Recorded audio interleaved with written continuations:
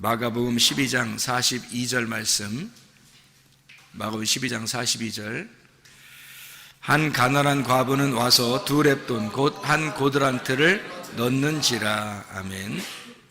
여기서 두 렙돈, 한 고드란트, 같은 거죠.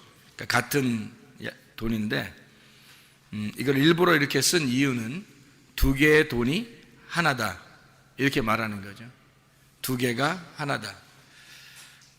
말씀, 이게 우리가 성경을 보면 구약 성경은 어떻게 되어 있냐면 율법서하고 선지서로 되어 있어요.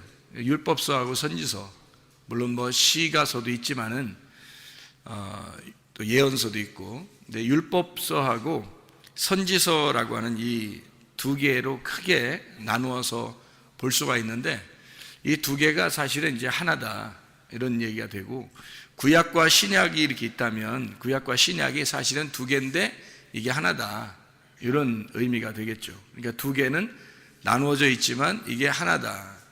하나님과 우리도 둘이 나누어져 있지만 하나님과 우리가 서로 하나가 되어야 된다, 이런 의미를 나타내 주는 얘기예요.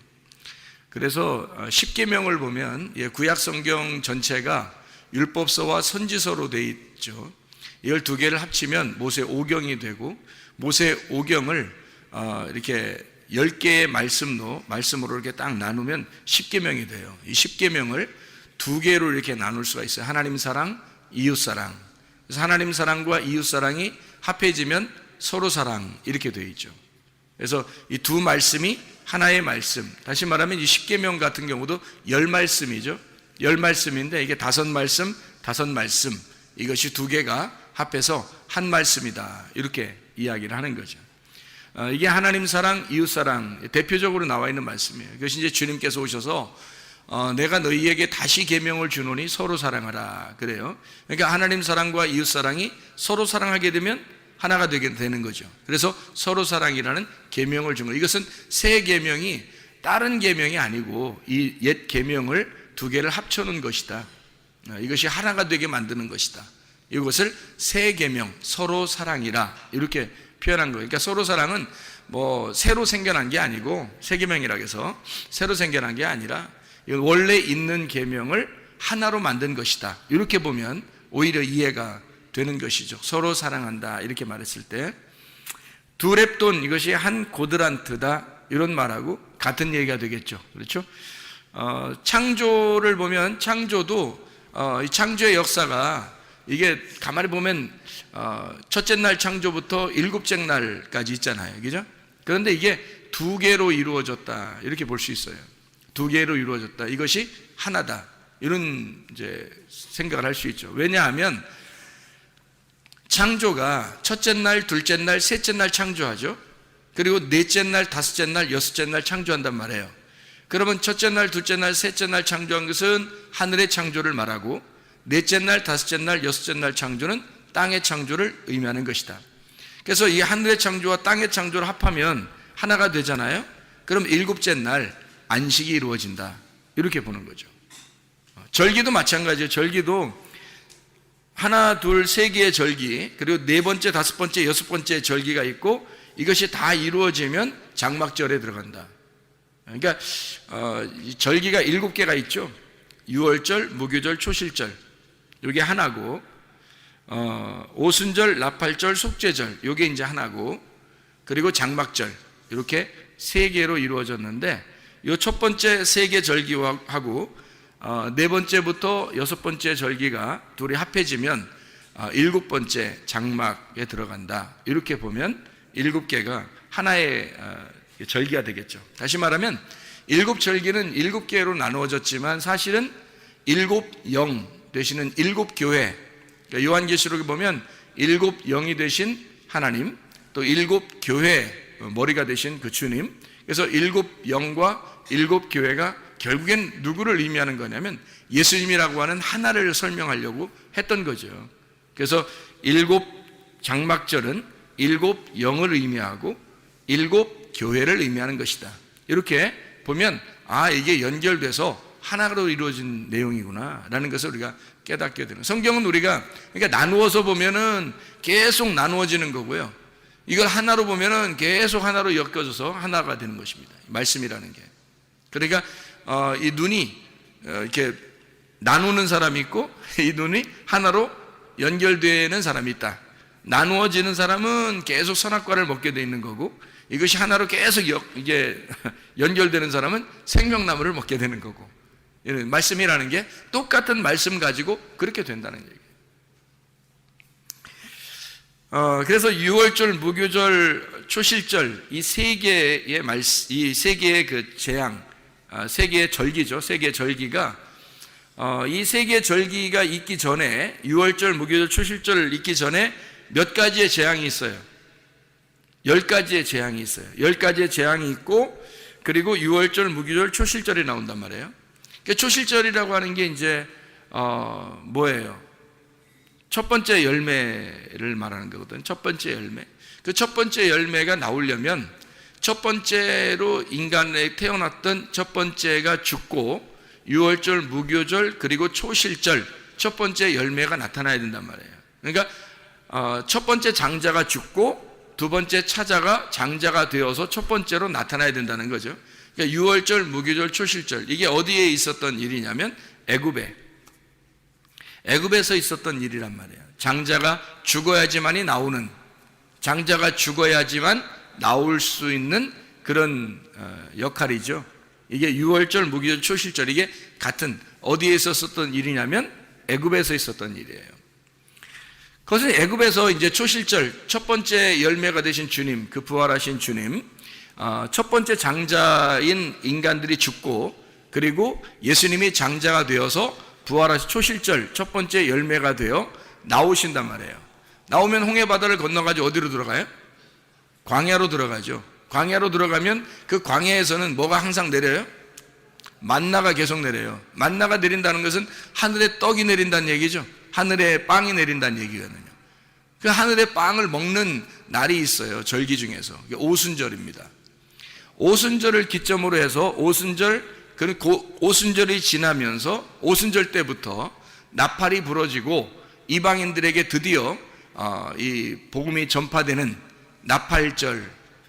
그래서 오순절, 나팔절, 그러면 나팔이 부러져서 복음이 전파되면 뭐가 이루어지겠어요? 죄가 용서가 된단 말이에요. 그래서 오순절, 나팔절, 속죄절은 어디에서 일어나는 사건? 광야에서 일어나는 사건이란 말이에요. 자, 애굽에서는 뭐라고요? 유월절, 무교절, 초실절, 그리고 홍해바다를 건너서 나오면 하늘에서 만나가 내리고 만나가 내리는 그 떡을, 두 개의 떡을 먹는 그 날 오순절, 그리고 그걸 기점으로 해서 나팔이 부러져 복음이 전파되면 사람들의 죄가 용서된다. 이것을 광야에서 알게 되는 거죠. 광야의 교회를 의미하는 거고요. 광야 교회에서 그걸 알게 되면 다시 요단강을 건너서 가나안 땅에 들어가죠. 그 가나안 땅에 들어가면 자기의 장막에 들어가는 겁니다. 그래서 자기의 거처, 자기의 장막에 들어가서 거기에서 이제 영원히 하나님과 함께 살아가는 것이다. 이게 이제 초막절, 장막절이라고 하는 그런 말씀이죠. 무슨 말인지 알겠죠? 이게 하나님 말씀이. 그러니까 하나님 말씀도 이런 거예요. 하나님 말씀도 우리가 듣고 하나님 말씀을 들으면 하나님 말씀을 알게 되죠. 하나님 말씀을 들으면 듣는 것으로 끝나는 게 아니라 이제 몸과 마음으로 알아야 된단 말이에요. 몸과 마음으로 알게 돼, 느낀단 말이에요. 그걸 이제 느끼게 되면 그렇게 되는 거죠. 그런 사람이 돼버린다. 자, 뭘 듣느냐에 따라서 뭘 알게 되고 뭘 아느냐에 따라서 그런 사람이 돼버리는 거예요. 자기의 고정관념이라는 게 생기는 거거든요. 그래서 자기가 뭘 많이 들었느냐에 따라서, 그래서 어떤 사람을 만나느냐가 굉장히 중요합니다. 지혜로운 사람을 만나면 지혜를 듣게 되니까 지혜자가 되는 거겠죠. 근데 미련한 사람을 자꾸 만나면요, 그럼 미련한 것이 자꾸 오게 되는 거죠. 그러면 미련한 것이 자꾸 오게 되면 그걸 알게 되고, 그러면 그 사람은 미련한 사람으로 살게 돼 있는 거예요. 멸망하게 돼 있는 거죠. 그러니까 지혜를 얻어야 돼. 그러려면 지혜자와 동행을 할 줄 알아야 되죠. 그러니까 지혜자가 예수님이고 말씀이니까 그 말씀이 뭐라고 말하는가, 이거를 들어야지. 사람들이 말하는 걸 자꾸 들으면 안 되는 거죠. 사람들이 말하는 거 자꾸는 그 미련한 것인데, 미련한 것들이 그 대부분이 그렇게 살아요, 뭐 대부분이 그렇게 말해요, 대부분이 그렇게 하고 있어요. 다 쓸데없는 겁니다. 소용없는 짓이에요. 말씀이 뭐라고 말하느냐, 이게. 하나님의 말씀이 뭐라고 말하느냐, 그게 중요한 거지. 사람이 뭐라고 말하느냐, 사람 대부분이 그렇게 살아요, 사람들 대부분이 그렇게 말해요, 이런 건 의미가 없단 말이에요. 하나님의 말씀이 한마디를 하더라도 하나님 말씀이 더 소중한 거고, 하나님 말씀이 더 우리에겐 중요한 것이죠. 우리에게 더 중요한 것을 따라서 진짜를 잡고 살아야지, 가짜를 잡고서 뭐 아무리 많아도 그 다 잡은 게 다 가짜면 다 내버릴 수 있어야 되죠. 진짜를 잡고 살아야지, 여러분. 사람들이 뭐라고 하느냐는 전혀 의미 없어요, 여러분. 하나님의 말씀이 뭐라고 말하느냐, 하나님 말씀을 따라서 사는 사람, 그런 사람이 소중한 거죠. 자, 그러니까 사람이 말씀을 많이 듣고 말씀을 알게 되고, 그러면 그 말씀처럼 되게 된단 말이죠. 사람이 들은 대로 알게 되고 아는 대로 되게 되는 거죠. 성경은 우리에게 하나님 말씀이 되라고 말하지, 하나님 말씀을 너가 좀 알아라, 하나님 말씀을 네가 좀 들어라, 뭐 그렇게 말하는 것은 그렇게 되라고 얘기하는 거죠. 하나님 말씀이 되어야 된다, 그 말하는 거죠. 요한계시록 19장에서도 그 말씀들이 된 자들, 그들이 하나님의 말씀들이다, 이렇게 말하잖아요. 하나님 말씀이 되는 자들, 그 사람들이 하나님 나라란 말이에요. 하나님 나라가 돼야 되는 거지, 하나님 나라에 간다 하는 의미는 우리에게 별 의미가 없어요. 하나님 나라에 못 가 못할 거예요. 하나님 말씀이 되면 지금 여기서도 천국을 이루게 돼 있고, 하나님 나라에 갈 때도 그 천국을 이루는 거죠. 하나님 말씀이 돼버리면, 하나님 말씀이 천국이니까, 말씀의 나라이니까 말씀이 돼버리면 되는 거죠. 말씀이 되려면 어떻게 해야 되는가? 일단 들어야 돼요. 듣고 알아야 돼요. 그리고 말씀이 돼야 되는 것입니다. 말씀의 삶을 사는 거죠. 성령의 열매를 맺고 사는 삶. 마치 성전에 보면 뜰과 성소와 지성소가 있는데, 지성소에 들어간 삶, 하나님의 법궤 안에, 하나님의 말씀 안에 사는 삶, 하나님의 나라가 내 속에서 출산되는 삶, 실제로 성숙한 장성한 사람이 된 자, 이런 사람이 돼야죠. 맨날 어린애 같은 짓 하면 안 되죠. 어린애 같은 사람은 일단 뭐 태어나면 어린아이죠. 태어나면 어린아이니까 하나님이 창조하셨어요. 그러면 창조했으면 우리를 속에다가 잉태하고, 우리 속에 잉태해서 하나님이 막 자라나게 할 거 아닙니까? 얼마 동안? 10달 동안 자라나게 하는 거예요. 이 10달 동안 자라게 하는 이유가 뭐라겠어요? 하나님의 열 말씀을 준다 그랬잖아요. 하나님 열 말씀이시면 이 말씀이 된 사람은 출산하게 된다는 거죠. 하나님 말씀이 된 사람은 출산하게 된다. 그러면 이 사람이 생명력을 얻어서 나오게 되는 거죠. 열 말씀이 완성됐으니까. 출산은 열 말씀의 완성이란 말이에요. 그래서 열 말씀이 있는 거고, 그게 십계명이 있는 것입니다. 십계명을 여러분이 잘 다시 한번 생각해 보면 이런 말씀이 되죠. 1계명은 이게 출애기 20장에 나와 있는 말씀이죠. 1절부터 17절까지 말씀 보면 십계명에 대한 이야기가 나와요. 제 1계명은 다른 신을 내게 두지 마라. 하나님만 생명이다. 하나님만 생명이다. 하나님만 하나이시다. 하나이신 하나님이다. 이런 얘기거든요. 다른 신 두지 마라, 이 말은. 하나님만 하나이시다. 다시 말하면 유일하신 하나님이란 얘기고요. 그러니까 하나님만 스스로 계신 자다. 하나님만 존재다. 이런 의미예요. 그러면 이 1계명하고 어떤 계명하고 연결이 되겠어요? 자, 보세요. 이게 10계명이 10개니까 10개를 갖다가 이렇게 나눠야 되잖아요. 10개를 나눠 2개로 나누면 어떤 계명부터 이렇게 나눠지겠어요? 5개로 나눠질 거 아닙니까? 그죠? 5개로 나누어지니까 1계명은 어디 계명하고 딱 맞물리겠어요? 예? 예, 6째 계명하고 딱 맞물린단 말이에요. 1계명하고 6째 계명하고 딱 맞물려요. 그죠? 6째 계명이 뭐죠? 살인하지 말라, 이렇게 돼 있죠. 살인하지 마라. 이게 6째 계명이거든요. 살인하지 마라. 이게 로티르차라고 그랬다겠죠. 이게 죽여서 제사 지내지 말고, 이 말입니다. 죽여서 제사 지내지 마라. 다시 말하면 생명 대신 그 한 몸을 깨뜨리지 마라, 그 말입니다. 하나님이 생명이시니까, 하나님이 유일하신 하나님이니까, 하나님만 신이니까 하나님만 유일하신 생명이니까 그 생명을 깨뜨리지 마라 그 말이에요. 살인하지 마라 그 말이죠. 생명을 깨뜨리지 마라. 둘로 나누지 마라. 하나로 만들어서 하나님은 오직 유일하신 하나님 한 분이시니까 하나인 생명이니까 유일하신 그 하나님 그 안에서 진정한 예배를 드려라 이 말입니다. 영 안에서의 예배죠. 그러니까 살인하면 이게 딱 잘라서 나누는 거잖아요. 죽여버리는 거잖아요. 그죠? 그러니까 제사를 드리는 게 바로 그런 의미라는 거예요. 하나님은 너희들이 이렇게 둘로 나누어 가지고 죽이지 마라 그 말이에요. 살인하지 마라. 그러니까 예배를 의미하는 거예요. 영 안에서의 예배는 하나를 말하는 것이고 살인해서 사람들이 제사를 드리는 것은 둘로 나누는 것을 의미하는 것이고, 그래서 하나님은 유일하신 하나님이니까 내 앞에 다른 신을 두지 마라. 두 개로 나누지 말고 하나의 하나님 안에서 살아야 된다 그 말이죠. 그러니까 그런 사람이 되라는 의미죠. 하나가 되라는 의미예요. 하나가 되라. 하나인 사람이 되어라 이 말이죠. 계명은 그러니까 열 말씀, 열 계명 이 말은 그런 사람이 되어야 된다 이런 것을 나타내 주고자 하는 말씀들이에요. 자, 두 번째 계명이 뭐예요? 우상을 만들지 마라 그런 계명이죠. 우상 만들지 마라. 우상 만들지 말라는 말은 뭐예요? 우상이 둘로 나누어지는 거잖아요. 첫째 계명하고 같은 거예요. 둘로 나누지 마라 이거야. 하나니까 하나님은 어떤 하나님이야? 질투하는 하나님이시다라고 얘기하죠. 질투하는 하나님이란 얘기는 뭐예요? 사랑의 하나님이란 얘기예요. 그만큼 너희를 사랑한다. 우상을 만들지 마라. 그런 의미거든요.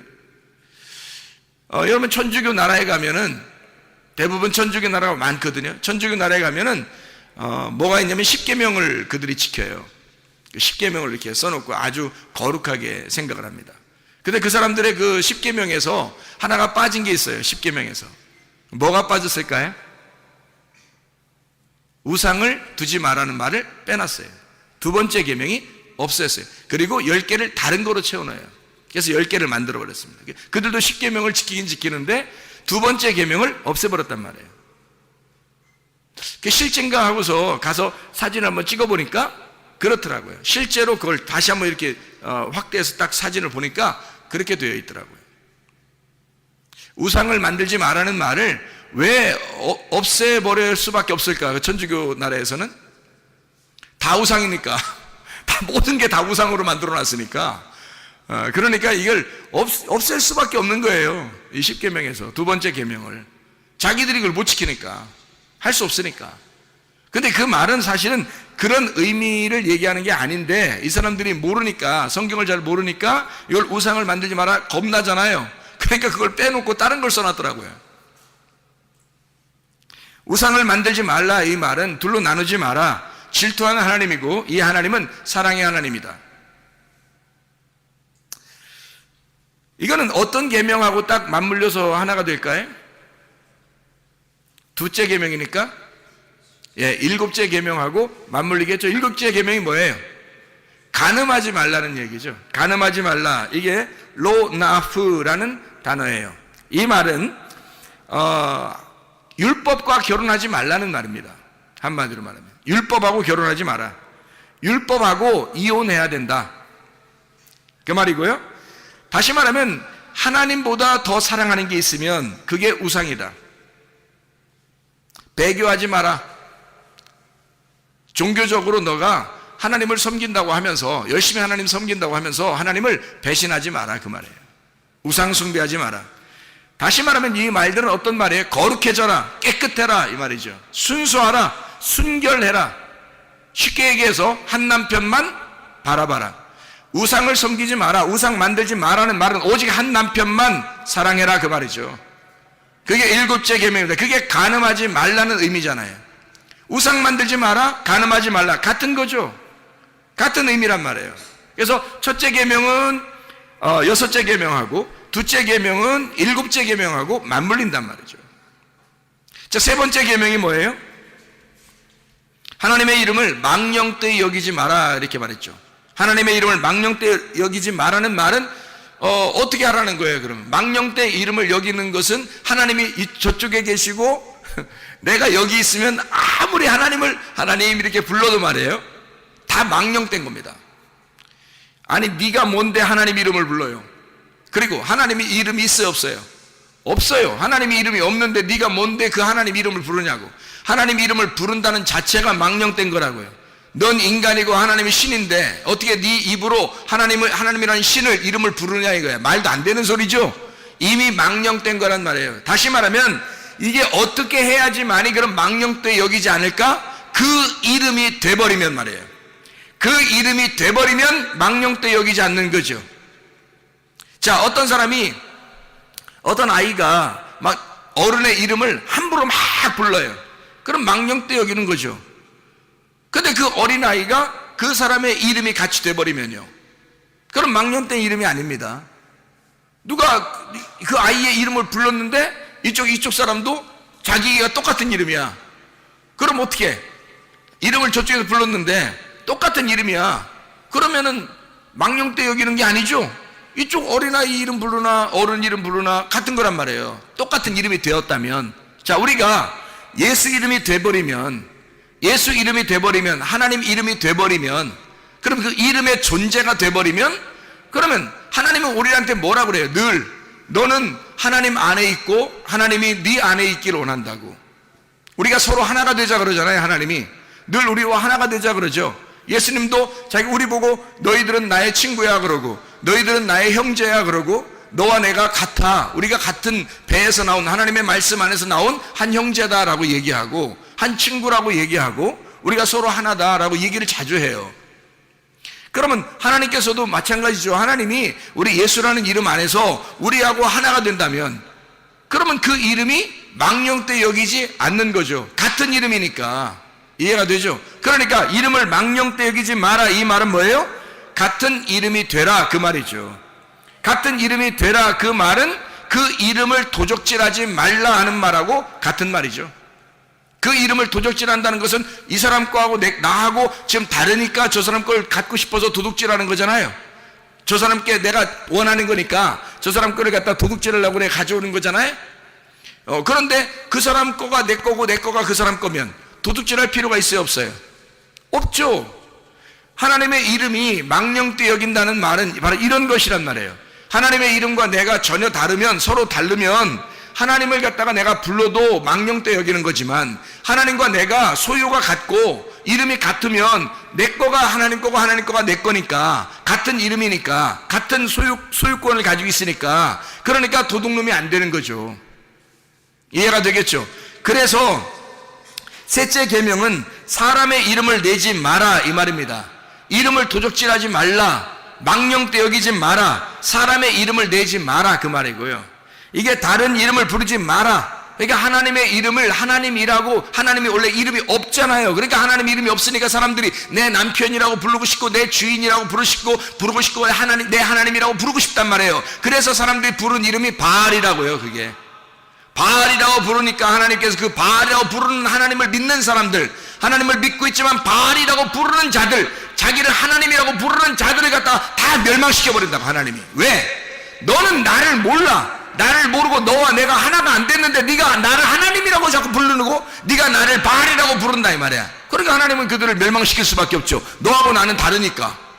네가 내 이름을 도적질해가는 거잖아.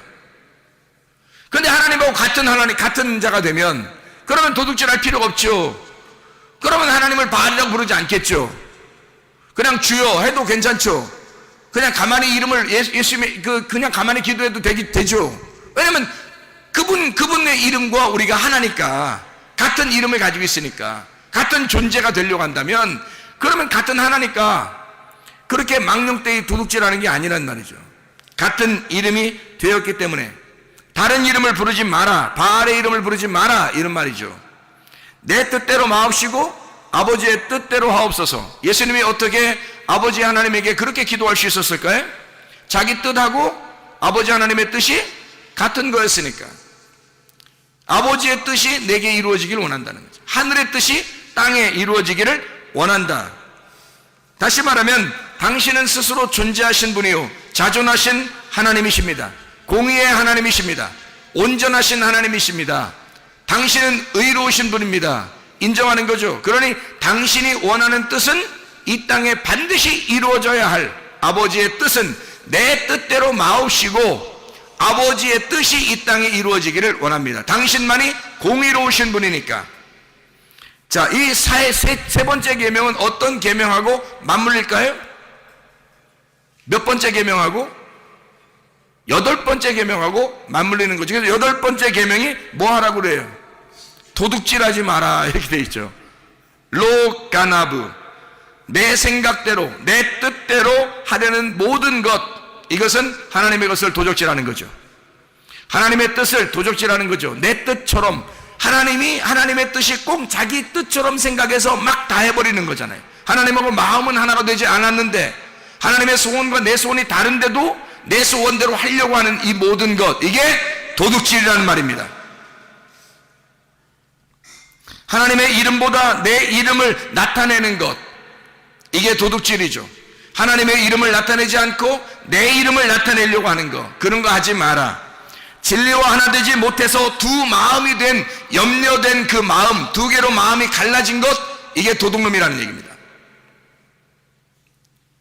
완성되지 못한 상태, 주어진 은혜에 감사해야 되는데 주님께서 내게 주신 내가 없어져 버리면, 내 마음이 없으면, 내 소원이 없으면, 내 뜻이 없어져 버리면 주님의 은혜에만 감사하게 될 텐데 주님의 은혜에 감사하지 않는다는 거죠. 그래서 우리는 그 이름을 망령되 여기고 하나님의 이름을 갖다가 막 도둑질해 버린다는 거죠. 자기가 그렇게 기도하면 다 들어주셔야 될 것처럼 막 앙탈을 부린다는 거죠. 하나님이 그런 존재가 아닙니다. 하나님과 마음이 하나가 되면 하나님이 우리의 마음의 소원을 그대로 이루어 주셔요. 하나님은 먼저 우리를 아시기 때문에 시편 23편 6절의 말씀처럼 하나님의 선하심과 인자하심이 우리를 추격하여 반드시 선하심과 인자함으로 갚아주시길 원하시는 분이 먼저 하나님이시고, 하나님이 먼저 우리를 사랑하시고 하나님이 먼저 선하시고 인자하심이 있기 때문에 우리가 바라는 것이 어떠한 것이 있다는 거, 우리조차도 모르는 것들도 하나님은 우리에게 선하게 갚아주시고 인자함으로 갚아주시는, 하나님은 사랑이 많으신 하나님이란 말입니다. 그런데도 불구하고 우리는 하나님의 이름을 망령되이 여겨 하나님과 마음이 다른데도 불구하고 우리는 하나님의 이름으로 무엇인가를 해내려고 하는 그런 사람들이 상당히 많다는 거죠. 이게 다 도둑놈이라는 얘기입니다. 네 번째 계명이 있어요. 네 번째 계명이 뭐죠? 안식일을 기억하여 거룩하게 지키라는 말입니다. 안식하라는 말, 안식이라는 말은 쉽게 얘기해서 어떤 하나님을 얘기하는 거예요? 안식한다는 말은, 안식하면 우리 뭐 힐링하고 있어, 쉬고 있어, 참 평안해, 뭐 이런 얘기 하는 거 있죠. 안식한다는 말이에요. 자유하다는, 자유한 하나님, 평강의 하나님, 쉼의 하나님, 화목한 하나님, 기쁨의 하나님, 즐거움의 하나님, 이런 하나님이에요. 안식의 하나님, 쉼의 하나님, 해방의 하나님, 자유한 하나님, 그런 하나님, 안식의 하나님, 진리가 우리를 자유케 할 때 그때 우리는 진정으로 자유하죠.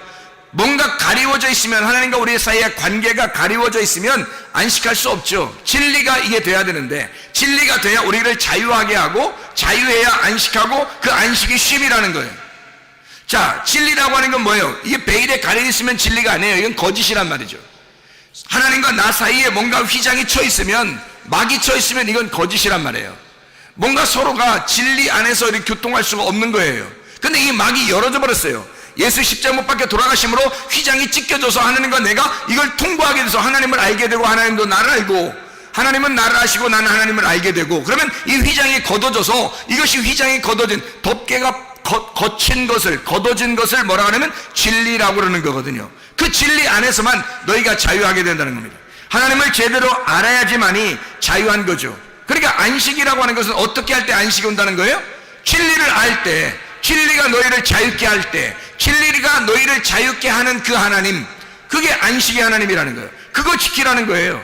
그러니까 안식해라, 너희가 안식해라, 안식일 거룩하게 지켜라. 그 말은 뭐라고요? 진리 안에서 자유해야 한다. 진리를 알아야 너희가 자유하지, 그 말입니다.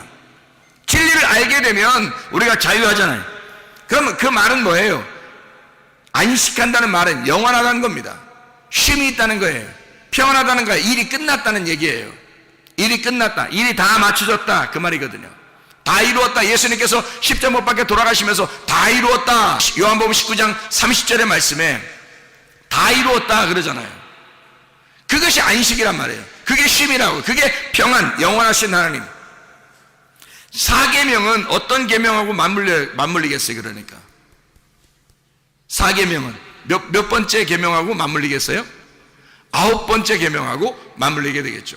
그럼 9번째 계명은 뭐냐? 거짓 증거하지 마라, 이렇게 되어 있는 거예요. 거짓 증거하지 마라. 참 희한하죠? 안식이라고 하는 것이 참 자유고 그것이 뭔가 열려져 있고 서로 교통하는 것을 말하는데 9번째 계명은 거짓하지 마라, 이렇게 되어 있어요. 거짓 증거하지 마라. 거짓 증거하지 마라는 말은 로쉐케르라는 말입니다. 헛된 말하지 마라, 이 말이거든요. 자, 헛된 말의 반대가 뭘까요? 진리잖아요. 진리가 자유케 한다. 그래야 자유가 오고 그게 안식이라고 하는 건데, 여기 9번째 계명 뭐라고 하는데 거짓말하지 마라, 헛된 말 하지 마라, 이 말이에요. 헛된 말이라고 하는 건 베일에 쌓여있게 하지 마라, 그 말이고요. 베일에 쌓여있으면 이게 두 개로 나누어져요. 이게 휘장이 열려서 이게 찢어지잖아요. 그러면 지성소와 성소가 하나가 되죠. 그런데 이 휘장이 아직 있으면 두 개로 나누어지잖아요. 그러니까 이게 염려라는 게 두 개로 나눠졌다는 말이잖아. 그러니까 두 개로 나누지 마라, 두 개로 말하지 마라, 선악과로 말하지 마라, 그 말이거든요. 땅의 것을 말하지 마라. 하늘의 것만 말해야 되는데 네가 땅의 것을 말하는 걸 보니까 두 개로 나누어져 있잖아. 하늘의 말이 없어지질 않으니까. 그러니까 땅의 것을 말하면 하늘 말과 땅의 말이 같이 있으니까 두 개가 되니까 나누어지잖아. 이걸 거짓이라 그러는 거죠. 땅의 말은 거짓, 하늘의 말은 진리니까 네가 거짓말하지 마라, 그 말은 땅의 말 하지 마라, 그 말이고요. 그 말은 진리만 말해라. 정직해야 된다. 하늘에 있는 것만 말해야 된다. 진리가 너를 자유하게 하니까. 진리가 너를 안식을 주는 거니까. 무슨 말인지 알겠죠? 하나됨을 깨뜨리지 마라. 거짓말함으로써 하나됨을 깨뜨리지 마라.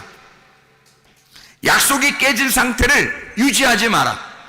다시 말하면 안식이 안 된 상태, 그거를 유지하지 마라. 거짓 증거하지 말라, 그 말은 안식이 안 된 상태를 유지하지 마라. 약속을 깨고 그런 상태를 유지하지 마라, 그 말이에요. 약속을 깬 그 상태를 유지하지 마라. 거짓 증언하지 마라. 하나님의 약속은 진리니까, 하나님의 언약은 정직한 거니까, 순결한 거니까, 하나니까 하나의 말씀만 너희가 말해야 된다. 다시 말하면 사람들의 말을 옮기지 마라, 그 말이에요. 사람들의 말 자꾸 듣거나 그거 알고 그대로 살지 마라. 하나님의 말씀만 가지고 살아라. 하나님 말씀이 뭐라고 말하느냐, 그걸 들어야 된다는 말입니다. 사람들이 아무리 똑똑하게 말해도 사람들 이렇게 살아 저렇게 살아 이렇게 대부분 그렇게 살잖아요 하는 거 다 필요 없단 말이죠. 하나님의 말씀을 말하라, 이 말이에요. 하나님 말씀을 말하는 것이 진리인 거예요. 어떠한 말이 아무리 말해도 말을 많이 해도 그것도 다 거짓이라고요. 하나님의 말씀을 말할 수 있어야 된다는 거죠. 약속이 깨진 상태를 유지하지 말아야 된다.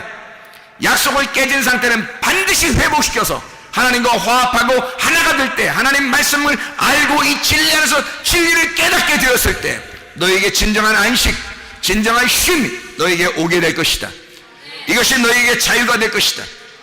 너희의 이웃에게 거짓 증거하지 말아 있어요. 이웃은 예수님이 우리의 이웃이에요.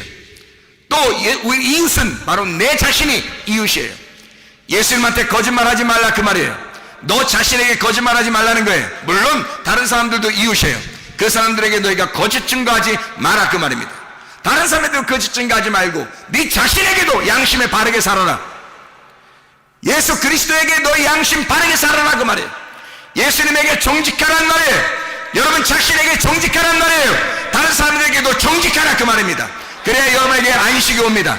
양심에 바라야, 그래야 진리가 자유케 하는 것이니까, 그래야 쉼이 오는 거니까. 안식일을 기억하여 거룩하게 지켜라. 왜? 하나님은 안식의 하나님이니까. 그분은 자유의 하나님이니까. 그분은 우리에게 해방을 주신 하나님이니까. 그분은 우리에게 기쁨을 주시는 하나님이니까. 네가 슬퍼하거나 염려하거나 괴로워하게 살게 하는 것을 하나님이 기뻐하시는 것이 아니에요. 우리로 하여금 진정한 기쁨 속에서, 진정한 평안 안에, 진정한 자유 안에, 진정한 안식 안에 살기를 원하시는 분이 누구보다도 우리 하나님이 원하신단 말이에요. 그러니까 우리 자신들은 어떻게 해야 우리가 안식할까? 거짓 증거하지 말아야 되겠구나. 이 땅에 있는 말을 하지 말아야 되겠구나. 진리를 알아야 되겠구나. 하나님의 마음과 하나가 돼야 되겠구나. 그러면 우리가 안식하겠구나. 그래서 안식일을 기억하여 너희가 거룩하게 지켜라. 어떤 날짜를 지키라는 의미가 아니에요. 안식일이 돼야 된다 그 말입니다. 너희가 안식의 하나님을 알아야 된다, 안식의 하나님이 되어야 된다 그 말이에요. 안식의 하나님을 듣고 안식의 하나님을 알고 안식의 하나님이 되어야 된다 그 말입니다. 사람들은 종교적으로 지금 세상 사람들 보니까요, 어디에 가도 보니까 세상 사람들은 그 종교에 그 매여서 얼마나 어렵게 살고 있는지 몰라요. 거기에 매여 있는 사람들이 얼마나 많은지 몰라요. 그러나 하나님 우리에게 안식의 하나님이십니다. 쉼의 하나님이십니다. 자유를 주길 원하시는 하나님이십니다. 그럼 어떻게 할 때 자유하냐? 거짓 증거하지 말고 너를 대하여 정직하라. 하나님을 대하여 정직하라. 사람들을 대하여 정직하라. 하나님의 말씀이 뭐라고 말하는지를 깨닫고 그 진리 안에서 자유하라 그 말입니다. 그게 안식이라는 거죠. 다섯째 계명 뭐예요? 부모를 공경하라 그렇게 되어 있습니다. 부모를 공경하라. 아부엠입니다. 부모, 아부엠, 아버지의 집, 아버지의 말씀, 아버지의 말씀의 성전, 아버지의 말씀이 있는 성전을 말하는 거예요. 아부엠, 부모를 효도해라. 부모님께 효도하라. 그 말은 하나님 아버지의 말씀이 있는 그 성전이 되어라 그 말입니다. 하나님의 말씀이 있는 그 성전이 되어야 된다. 하나님의 말씀이 우리 속에 있어야 되죠. 하나님의 말씀이 우리 속에 존재해야 된단 말이에요. 하나님의 말씀은 스스로 존재하시는 분이거든요. 하나님은 자존하시는 하나님, 생명의 하나님이거든요. 그 성전이 되어라. 그 말씀이 거하는 성전이 되어야 된다. 이게 부모님께 효도하라는 것이거든요. 부모님께 효도하라. 물론 집에 있는 부모님께도 효도해야 되죠. 그러나 원래 이 의미는, 속에 있는 원래 의미는 하나님의 말씀이 거하는 그 성전을 의미합니다. 하나님의 말씀이 거하는 그 집을 말하는 것입니다. 지금으로 말하면 교회를 의미하는 것이 되겠죠. 말씀이 있는 교회, 진리의 말씀이 흐르는 교회, 이런 진리의 말씀이 거하는 이 교회, 그 거처, 하나님의 있는 하나님이 자존하셔서 거하는 이 집, 하나님의 집, 하나님의 말씀이 있는 곳, 부모를 공경해야 한다. 그 예배를 철저하게 해야 한다. 부모를 공경해야 된다. 생명의 하나님, 자존하신 하나님, 지존하신 그 하나님, 스스로 계신 우리 하나님, 그 하나님을, 그 말씀이 있는 곳, 이곳을 너가 사랑해야 된다. 자, 하나님 말씀이 어떻게 우리 안에 있으면 우리가 성전이 되겠죠. 하나님의 말씀이 여기 있으면 여기 우리 교회가 하나님의 성전이 되겠죠. 하나님의 집, 부모를 공경하라는 말, 하나님 말씀이 있는 그곳, 하나님의 말씀이 있는 그 집을 사랑해야 한다. 그 집을 공경해야 한다. 자, 다섯 번째 계명은 무슨 계명하고 딱 맞물리겠어요? 10번째 계명하고 맞물리는 계명이게 되겠죠. 그럼 10번째 계명이 뭐예요? 이웃의 것을 탐내지 말라고 돼 있잖아요. 탐내지 말라는 말은 로하마드라는 단어입니다. 탐내지 말라. 네가 율법의 열심을 가지고 율법의 열망을 갖지 마라 그 말입니다. 율법에 대하여 열망하지 마라. 율법에 대하여 네가 그렇게 안달복달하지 마라 그 말이에요. 그 말은 하나님의 열심만 있어야 하기 때문이다. 너의 열심은 하나님께서 받는 것이 아니야. 하나님의 열심을 받는 거지 너의 열심을 받는 게 아니야. 하나님이 우리를 구원하기 위해서 오실 때는 예수 그리스도 하나님의 아들을 직접 우리에게 보내서 사람들이 오라고 한 것이 아닌데 하나님의 아들을 막 보내시잖아요. 누구의 열심이에요? 하나님의 열심이에요. 우리의 열심이 아니란 말이에요. 처음부터 우리를 구원하기로 결심한 우리 하나님이 너의 열심을 받겠냐 이 말이에요. 하나님의 열심이에요. 하나님의 아들이 오신 것도 하나님의 열심이라고요. 하나님의 열심만 있는 거지 우리의 열심이 있어서는 안 된단 말이에요. 탐내지 마라. 하나님의 열심만 있어야 된다. 너의 율법의 열심을 포기해라 그 말이죠. 하나님의 열심만 있어야 되기 때문에, 다시 말하면 선악과 나무를 네가 따먹지 마라 이 말이죠. 생명과의 말씀 그 열매를 먹고 하나가 되어라. 생명의 나무의 열매를 먹고 하나가 되어야 된다. 하나님의 아버지의 말씀 그 성전 내 거로 만들지 말고, 열심히 내 거로 만들지 말고, 이웃을 대하여 거짓 증거하지도 말고 탐내지도 말아야 된다. 자, 이 말은 무슨 말이냐? 이웃은 예수님이죠. 이웃은 나죠. 이웃은 또 하나의 이웃입니다. 또 다른 이웃들 있죠. 그러니까 이 사람들의 것을 탐내지 마라 이거예요. 다시 말하면 내게 주어진 주님의 은혜가 있어요. 우리에게 주어진 주님의 은혜가 있다고요. 자기가 그걸 경험하지 못하니까 자꾸 다른 것들을 갖다가 탐내는 거죠. 아, 저 사람께 좋은가 봐, 저 사람께 좋은가 봐. 저 사람 하나님을 경험했는가 봐. 저 사람 좋은 게 있어. 저 사람 좋은 게 있어. 저런 은사도 좋은 것 같아. 저런 것도 좋은 것 같아. 막 이러면서 사람들이 막 얘기하는 것들을 다 자기 것으로 만들려고 하고 싶어 한단 말이에요. 그렇게 하지 마라. 탐내지 마라. 왜냐하면 네가 하나님 아버지의 말씀에 칩이 돼야 되면, 네가 하나님 아버지의 말씀에 칩이 되면 되니까. 그러면 하나님의 말씀이 네 안에 거하고 그 말씀과 네가 하나가 되니까 더 이상 다른 걸 탐낼 필요가 없다는 거죠. 왜냐하면 모든 하나님의 것이 너의 것이 될 거니까 탐낼 필요가 없는 거죠. 그러나 그 하나님의 것이 너의 것이 안 되니까 자꾸 두 개로 나누어져 있으니까 저걸 탐낸단 말이에요. 하나님의 아버지의 말씀, 그 말씀에 칩이 안 되니까 네가, 그러니까 그 말씀이 네 속에 없으니까 자꾸 다른 것들이 더 좋아 보인다는 거죠. 그렇게 탐내지 마라. 다시 말하면 둘로 나누지 마라. 너의 열심으로 저쪽에 있는 하나님을 갖다 섬긴다고 그렇게 하려고 하지 마라. 하나님께서 우리에게 찾아오시고 하나님의 열심으로 우리를 사랑하시기 때문이다. 그러니까 너희들이 하나님 앞에 뭔가 드리려고 하는 게 아니라 하나님이 우리를 사랑하는 거다. 자, 예를 들어서 부모를 공경하라. 그러면 부모를 우리가 어떻게 공경해야 되는 거예요? 도대체가 여러분 생각해봐요. 부모를 어떻게 공경해야 돼요? 잘 생각해봐요. 어떻게 하는 게 공경하는 건가? 부모들이 원하는 게 뭐겠어요? 부모가 원하는 거는, 애들한테 부모가 원하는 게 뭐 있어요? 없어요. 별로 원하는 게 없어요. 만약에 애들한테 막 부모가 막 원하는 게 너무 많아, 그럼 그건 부모로서 좀 이상한 사람이에요. 왜 그런지 알아요? 부모는 아이들한테 뭘 기대하는 게 없는 게 부모예요. 잘 생각해 보시라고. 자녀들한테 기대하는 게 없어요. 별로. 그냥 엄마 아빠를 알아주면 되는 거예요. 엄마 아빠라는 존재를 알아주면 좋은 거예요. 그냥 그걸 기쁘다고 생각하는 거라고요. 부모를 공경하라는 말은 하나님 아버지의 말씀, 그 집이 되어 그냥 하나님 아버지를 이해하면 되는 거예요. 뭐 더 이상 어떤 큰 율법적인 열심을 하나님이 요구하는 게 아닙니다. 그건 다 뭐냐면 네가 나하고 분리가 됐다는 것을 증명하는 것 뿐이야. 그래서 네가 그렇게 둘로 나누어져 있으니까 네가 자꾸 탐내는 거야. 네가 자꾸 탐내는 거야.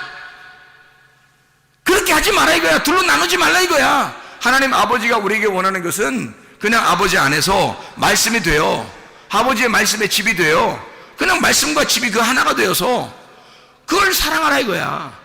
그러니까 그렇게 되라 이거야. 같이 하나가 되자 이거예요. 하나님이 원하는 게 그거지. 뭐 하나님이 우리한테 뭘 원하겠어요, 여러분? 보이지 않는 영적 존재가, 보이지 않는 영적 존재 하나님이 우리한테 원하는 게 뭐겠냐고요. 여러분이 뭘 얼마나 열심히 해야 하나님이 좋아하시겠어요? 하나님은 하나님이 되라는 거예요. 하나님의 말씀이 되라는 거예요. 말씀이 돼서 그 말씀 안에 하나가 되자는 겁니다. 그거예요. 네가 그렇지 않으면 네가 자꾸 이걸 탐내게 될 거니까. 탐내게 된다는 말은 로하마드, 네 열심으로 그 율법을 자꾸 준행해 보려고 열심히 하나님 앞에 대들려고 할 거니까. 하나님 앞에 어떻게든 내가 이렇게 하면 하나님이 날 인정할 거야 라고 하나님 앞에 계속 달겨들 거니까. 그렇게 달겨들지 마라. 그 탐내지 마라. 나는 너와 하나가 되기로 한다 이거야. 부모가 자녀한테 뭘 막 기대해서 너는 이렇게 돼야 돼, 너는 이렇게 돼야 돼, 막 이렇게 하잖아요. 사람들이요, 부모들이 그런 생각 같죠. 야, 내 자식은 이렇게 됐으면 좋겠어, 내 자식이 이렇게 됐으면 좋겠어. 근데 꼭 부모하고 반대되는 행동을 꼭 해. 애들이 자라나면서 속상해 안 속상하겠어요? 속상하겠죠. 왜 속상해요? 내가 원하는 대로 안 했단 말이에요. 내가 원하는 그 기준점에 못 올라왔다는 거죠. 그럼 얘 인생을 갖다가 누가 디자인하는 거예요 지금? 하나님이 디자인하는 게 아니라 부모가 디자인해 버리는 거죠. 이 아이를, 그죠? 내 생각대로 이렇게 됐으면 좋겠다라고 해요. 왜 그렇게 하죠? 부모가 그렇게 못 살아왔기 때문입니다. 자기에게 결핍이 있었던 거예요. 내가 이렇게 내가 과거로 돌아가면 내가 이런 인생을 살았을 텐데, 내가 과거로 돌아가면 내가 이렇게 했을 텐데 라고 계속 되뇌이는 거죠. 그러다가 내 자식은 이런 인생을 살면 안 돼 라고 결정을 했기 때문에, 그래서 이 자식을 갖다 만들어 나가는 겁니다. 그렇죠? 잘 생각해 보면 우리의 결핍 때문에 자녀들을 갖다가 우리 자신 나름대로 디자인해 버리는 거예요. 하나님께 맡기질 않는 거죠. 자기가 어떻게든지 만들어내려고 하는 겁니다. 내가 못한 걸 네가 이루어야 된다. 불행한 거죠. 자녀도 불행하고 부모도 불행합니다. 왜 그러냐면 이게 탐내는 것이기 때문입니다. 하나님과 하나가 되게 하면 되는데 하나님하고 하나가 되면 하나님께서 이 아이를 디자인하신다고요. 우리가 왜 인생을 그렇게 살았는지 여러분 아세요? 왜 우리가 인생을 실패하고 잘못 살았는지 아세요? 하나님과 하나가 못 됐었기 때문입니다. 하나님하고 자기가 하나가 못 됐었기 때문에 인생을 그렇게 살아간 거예요. 자, 우리 인간이 예를 들어서 내 자녀를 이렇게 만들어야지 하고 계속 그렇게 만들었어요. 그래서 실제로 그런 사람이 됐어. 자, 금방 죽을 수도 있죠. 다 만들어졌는데 병 날 수도 있죠. 다 만들어졌는데 사고 날 수도 있죠. 자, 누가 책임질 거예요? 자기가 원하는 대로 다 만들어냈는데, 그래서 내가 그동안 못 살았던 그 결핍을 얘가 다 채울 수 있었는데 갑자기 바뀌어버린 거예요, 인생이. 그럼 여러분 누가 책임지죠? 그들은 계속 자기 인생도 살지 못했고 자기 부모에게 맞추어서 살다가 어느 날 자기 인생을 그냥 그거로 끝나게 돼 있어요. 자, 하나님이 맡아주시는 게 더 낫겠죠? 하나님 맡아주시면 행복하겠죠. 오히려 하나님께 맡길 생각을 했어야 되는데 우리가 그 실패했던 그 결핍은 모두 다 하나님을 못 만났었기 때문에 그런 거 아닙니까?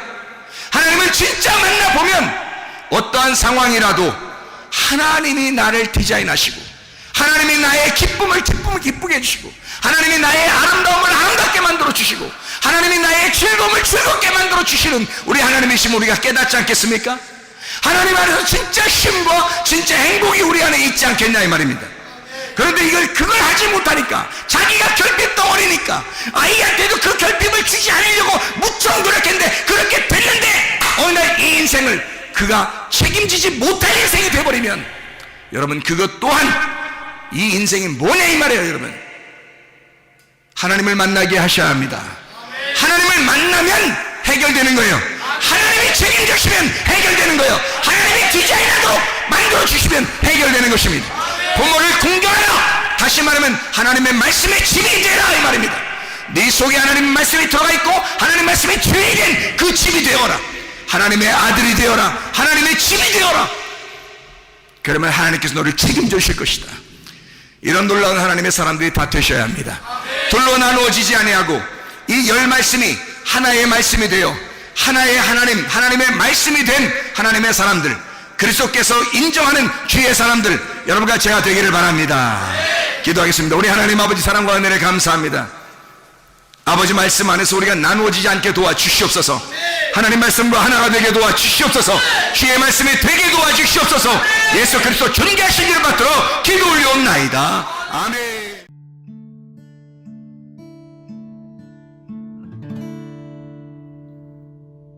내 속에 내가 너무도 많아서 당신을 쉴 곳 없네. 내 속에 헛된 바램들로 당신을 변할 곳 없네.